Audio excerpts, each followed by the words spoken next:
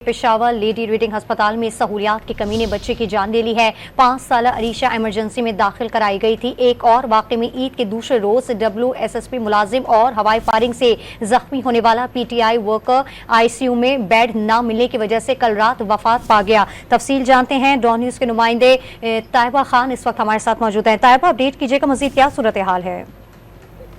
जी बिल्कुल, lady reading अस्पताल में सहूलियाती की किल्लत ने बच्चे और नौजवान की जान ली। नौजवान को ईद के रोज से गोली लगी थी और ICU में जब डॉक्टर्स ने उसको ICU में रेफर किया, लेकिन बेड ना मिलने की वजह से वो कल रात जो है तो वफात पा गई।